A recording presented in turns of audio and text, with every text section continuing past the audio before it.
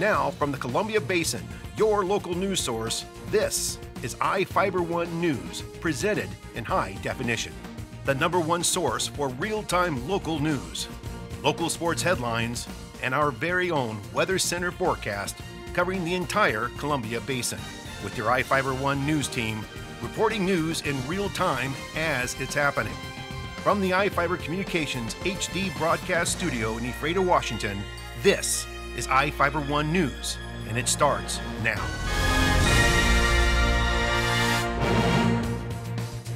Welcome to iFIBER One News. I'm Alan Troop, reporting news from around the Columbia Basin from Monday, December 9th. Tonight, we report on a Moses Lake man charged with setting a haystack on fire and how some special trees help create some habitat for humanity. In sports, Bob Kirkpatrick reports on Columbia Basin sports, from wrestling to basketball. And our spotlight story tonight is about Moses Lake's appreciation for agriculture. And we have the latest weather forecast for the Columbia Basin from the iFIBER One Weather Center. Our top story tonight, a Moses Lake man reportedly started a haystack fire on October 2nd for fun. Prosecutors charged Alexander Clemens, a 19-year-old man, with arson in the 2nd degree, malicious mischief in the 2nd degree, and making a false or misleading statement to a public servant in Grant County Superior Court. Clemens was shooting firearms with a friend when they reportedly began discussing lighting something on fire, according to the Grant County Sheriff's Office. They allegedly discussed several possible targets before arriving at the haystack in the 11,000 block of Road H Northeast near Moses Lake. Clemens parked a white Subaru Justy near the haystack before reportedly taking a gas can from the back of the vehicle, putting gas near the haystack, and throwing his cigarette in it. After the fire started, he allegedly fled the scene. The president of the Soap Lake Chamber of Commerce, Kyle Nelson, donated something special for Winterfest this year. Here with the story is Jeff Chu. This year's Soap Lake Christmas tree comes from the Chamber of Commerce president's backyard to the heart of downtown for the city's annual Winterfest. Kyle Nelson, who lives with his wife Lynn on Adrian Street in Soap Lake, donated the upper half of the 61-foot fir tree that was taking over his backyard. Nelson, an employee with Grant County Public Utility District, watched as his fellow PUD workers used a cherry picker and chainsaw to cut limbs from the tree. They were delayed about 3 hours by high winds. They then returned to cut the tree and use a crane to lift it onto a trailer for transport. The tree, now at 35 feet, stands at the intersection of Main and Canna. It will be decorated with the help of Soap Lake students at 12:30 Thursday and will be the holiday season centerpiece for Santa's arrival by fire truck at 3:30 Saturday. The event includes hot cocoa, cookies, and Santa giving out candy. The Art Guild's annual Winterfest art show will be taking place at City Hall. The Snow Queen will be staged at Maskers Theater for kids before Santa comes to town. The first 75 kids get in free, but tickets are $5. I'm Jeff Chu for iFIBER One News. Thanks, Jeff. Christmas trees drew a lot of people to Big Bend Community College on Saturday to help support Habitat for Humanity.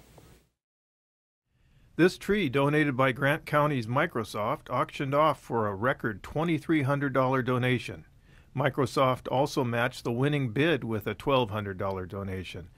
It was one of 13 creatively and elegantly decorated trees auctioned off at Saturday night's 19th Annual Festival of Trees. The event is a major fundraiser for Habitat for Humanity of Greater Moses Lake. The event, which includes a silent and live auction along with dinner, drew 168 to Moses Lake Events Center. Jeremy Betker, Habitat for Humanity president and Festival of Trees organizer, said the group has yet to tally the total amount raised. Funds raised will go toward building Habitat's 13th house for a needy family in Grant County. Betker said some of the trees take up to 4 hours to decorate. I'm Jeff Chu for iFIBER One News. Thank you, Jeff. Each of the people you see here has warrants for their arrest and is wanted by various law enforcement agencies. If you see any of these people, the DOC asks that you not attempt to detain or apprehend them, but to call police. You can also call the Department of Corrections at 509-764-6180 during the day or 509-762-1160 after 5 p.m. We will be back after these messages with the latest from our iFIBER One Weather Center, sports, and more news. Good food, cold beer, and plenty of entertainment. That's what Sporty Steakhouse is all about. Open 6 a.m. every day. We offer over 100 reasonably priced menu items with 24 different ice-cold beers on tap and a wide variety of spirits. Come in with your favorite group, watch the game on our big screen TV, shoot pool, play shuffleboard, and more. We have live music and DJs, so find us on Facebook for upcoming events. Located on East Broadway Avenue in Moses Lake. Sporty Steakhouse, where good friends meet. Hi, I'm Chuck DeMuerler, the new manager at Furniture West. Furniture West has been a part of the Moses Lake community for over 30 years. My team and I have expanded our inventory to meet our customers' needs. We have over 100 recliners in stock. We have a fantastic sleep center with dozens of mattress choices from the best brands in the business. Come see our great kids section with some of the most fun kids furniture you will find anywhere. We are your source for power reclining furniture. Check out our new selection today at 117 West Broadway Avenue in Moses Lake. Good to be with you, everybody. I'm Ceci Gutierrez with your local weather report from the One News Weather Center, brought to you by your Bud Clary Toyota dealer. Toyota, let's go places. We begin with a quick look at your headlines. Dry and cold out there. Temperature is well below average. Overnight tonight, a little bit of a cloud cover scenario and temperatures around the teens. Wintry precip in the forecast by this Thursday, and this will be due to a frontal boundary approaching the region. Temperatures maxed out this afternoon across Ephrata in the lower 20s, the minimum temperature in the single digits. Zero precipitation and the sun set at around 4:08 this afternoon. Across Moses Lake, temperatures topped out in the mid-20s and the minimum around the single digits as well. Quick look at the conditions right outside your door in the lower 20s with partly to mostly cloudy skies. The wind out of the east-northeast very light at around 3 miles per hour. Quick look at what we've seen during the past 24 to 48 hours. Mostly cloudy skies across the region. Now there is some snow activity still over the Idaho Panhandle, and we notice a bit of a precip activity off the coast of our state, and that cloud cover pushing in from the north, filtering into the area. We notice a bit of a more of an unsettled scenario taking place and shaping up over in the northwest, keeping gray skies across the area and rain along the immediate coastline. Quick look at what we can expect during the next few days across the immediate area for this Wednesday afternoon into Thursday. Thursday is when we could see that front making its way into the area and bringing another round of wintry precipitation to the immediate area. Yakima into Omak, conditions pretty quiet with these temperatures ranging from the mid-30s to the upper 20s, and to the northwest, gray skies. That potential for unsettled weather continuing. Ponderay to Spokane and into the Tri-Cities area. Overall, dry conditions across the region expected for this Tuesday afternoon. Taking a closer look across our immediate area over the basin for this Tuesday afternoon, we are anticipating these temperatures to be well on the cold side with some cloud cover across the region. Extended forecast, temperatures begin to rebound as we head into Thursday and Friday. But in the meantime, quite cold out there. These temperatures in the mid to upper teens, the minimum. And for this Tuesday and Wednesday, readings ranging from the mid-20s to around 30. Mid-30s normal for much of the weekend, heading into and around 40 for Sunday. Good to be with you, everybody. This segment brought to you by your Bud Clary Toyota dealer. Toyota, let's go places. We'll be right back with sports. There's something new and exciting happening right now at your nearest Toyota dealer. It's the arrival of the all-new 2014 Corolla, now featuring a new stylish exterior, plus a premium interior loaded with technology, including Toyota's N-Tune multimedia system with navigation. Corolla has definitely evolved. The best part is, right now you could take advantage of special introductory savings. The new 2014 Corolla, available at any of your Inland Empire Toyota dealers today. Toyota, let's go places.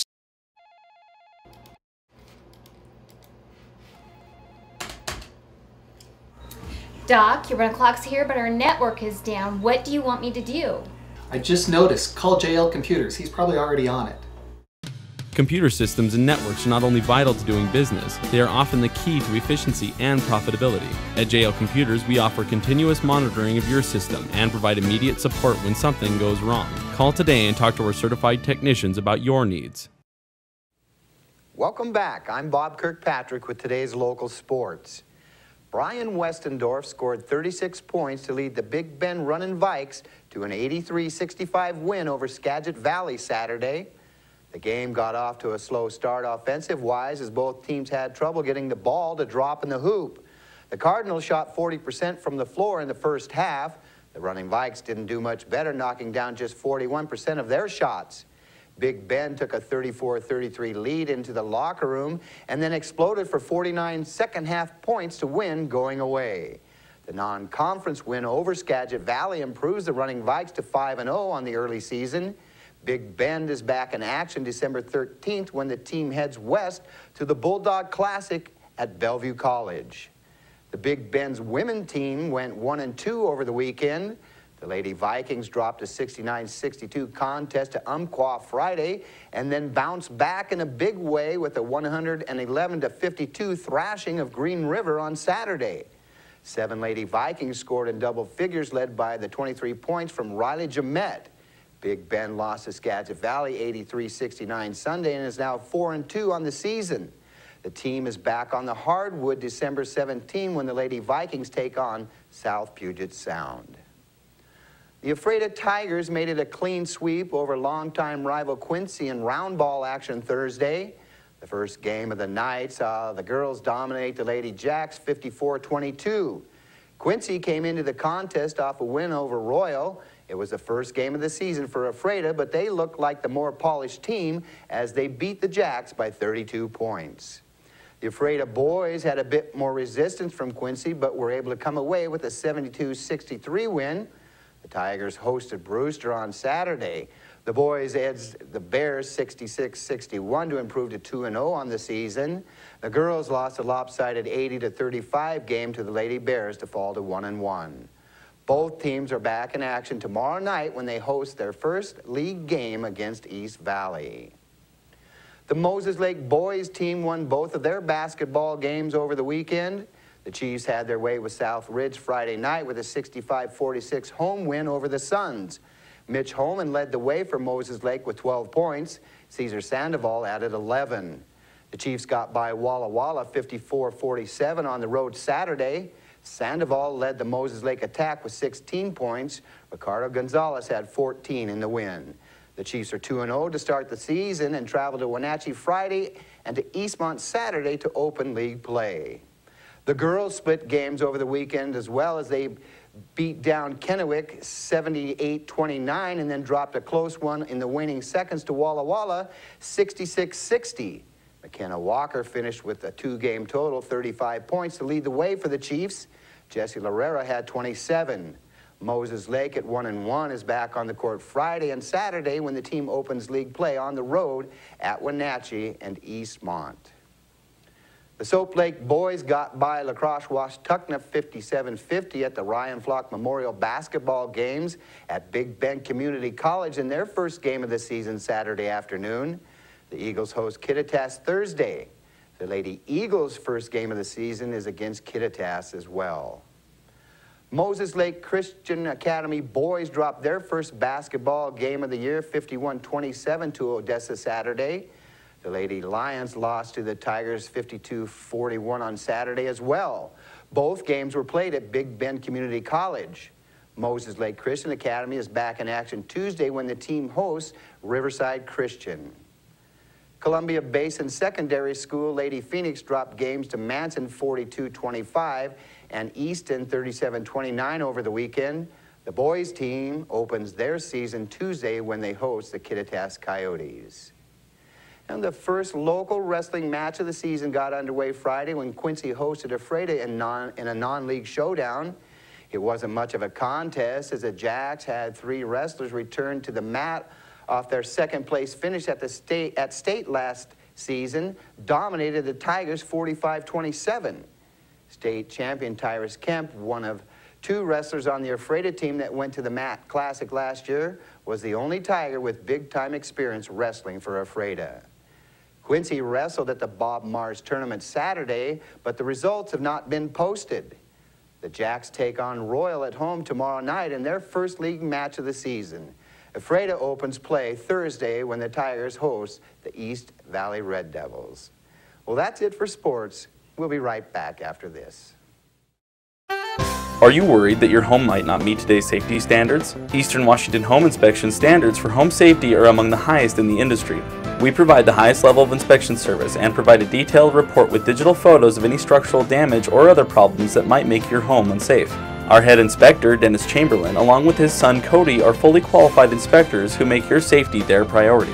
We inspect for your peace of mind. Call us at 509-347-6425. At High Mountain Hunting Supply, we have a saying that guides us. If we won't use it in the field, we won't sell it in the store. We take that seriously. Every gun, every rod, every bow that we sell is a product you can feel confident will help you land the biggest fish or harvest the biggest game. Our experts will help you find the right product for your needs. Come see us at 12238 North Frontage Road in Moses Lake or 223 North Mission in Wenatchee. High Mountain Hunting Supply, your source for hunting and fishing. Our spotlight story tonight is about Moses Lake's appreciation for agriculture. Reporter Jeff Chu fills us in on how a night parade coped with the cold. Moses Lake's 19th annual Agriculture Appreciation Parade went off without a hitch Friday night. That despite temperatures in the teens and a wind chill factor that added to the chill. Jasmine de Beaumont, Moses Lake Business Association Executive Director, who for years has organized the event, said the parade of 42 entries went on despite the biting cold. It's a blizzard, freezing rain looking at the forecast for the next couple of weeks, so that's definitely not a good mix for us. So it's either do it or cancel it, and of course a lot of people love seeing this parade, so we're willing to try hard to make sure it happens. We've had different weather different years, and people come out because it's a tradition, and it kicks off our holiday season, and people look forward to the parade and all the festivities. She defined what the parade is all about. It's not our 19th one. It's an agricultural appreciation parade, so we get to pay homage to our agricultural heritage here in the basin, as well as promote local businesses, organizations, political figures. It's all around just fun. We have a street party that started at 5 with our local MC, Dale Roth, and we have a bunch of different food vendors going on. Frontier Junior High is doing a fundraiser. Dr. Rory Knapp is also doing donuts and cider. The high school band came out and caroled for a little while. Salvation Army is doing their kettle and toy drive. We got lots of great fun going on. Several different agriculture and non-agriculture entries rolled down downtown's 3rd Avenue. Quite a lot of them do different things, our bigger ones. Our fire district always does a great job. The chamber's got a great float. They always theme theirs every year, and they've done a great job with that. And Freya Farms always music, lights, they do great work. So it's lots of great entries too, for sure. In one form or another, whether they support it, sell it, grow it, quite a lot of them. So, our community is a pretty great community, and so we support one another one way or another. Out of about the 42 or so I had sign up, I'd say at least 75% are directly involved with that in some fashion. Those brave enough to withstand the cold sipped hot chocolate and cider, snacking on slightly frozen cookies and brownies. Many huddled around fire pits that were burning along the parade route. Some gathered inside the post office lobby to watch the parade and keep warm. I'm Jeff Chu for iFIBER 1 News. We will be right back after this. A massage at Not Release Therapies is far more than mere luxury. We strive to improve your health and well-being in the process. The stress of everyday life adds up and can cause depression, even bodily harm. That's why our professionals make it their mission to rejuvenate your body and mind. Enjoy the benefits of body wraps, sunless airbrush tanning, aroma steam therapy, and much more. In our opinion, everyone deserves a day of relaxation and peace of mind. Not Release Therapies in Moses Lake, where relaxation means good health. When Othello resident Alex dreamed of earning his bachelor's degree, he followed those dreams to Whitworth in Spokane. But now there's a shortcut through Moses Lake. If you have your AA degree or 2 years of college completed, you can now earn your Whitworth degree in Moses Lake at Big Bend Community College. Classes meet just 2 evenings and 1 Saturday every 6 weeks. If you share Alex's dream to complete your degree, visit whitworth.edu/Moses Lake for details. In Northwest news, the difference between Western and Eastern Washington was on display Friday as Seattle officials provided a place for marijuana smokers to light up to honor the first anniversary of the drug's legalization. Not everyone in Seattle agreed with the decision, and KOMO's Matt Markovich tells us about it. They're lighting up because they can. You know, they legalized an ounce of marijuana in Washington State, so I decided to roll mine up into a joint. The deal the promoter made with the city was ID checks, adults only, a sealed-off area with privacy fencing, because it's against the law to smoke marijuana in clear view of the public. I approached the city and said we are going to be consuming cannabis on site. I did not approach the city and say we're going to have a pot rally and nobody's going to be using pot. I told them very clearly, we're going to consume cannabis on site, and I would like you to permit that. And the city did, after the managers of Seattle Center said no. I just moved here about 4 months ago from Tennessee, so I just wanted to go somewhere where people are a little bit more lax on things. Despite state law making smoking pot okay for adults, possession of marijuana is still illegal in the eyes of the federal government. And this is happening right under the nose of the U.S. Attorney. I think the city is going to have to look carefully at whether this is a good use of their resources and their space. The U.S. Justice Department has said publicly it's taking a hands-off approach to pot in our state unless pot sellers are operating within 1,000 feet of places where kids can be found.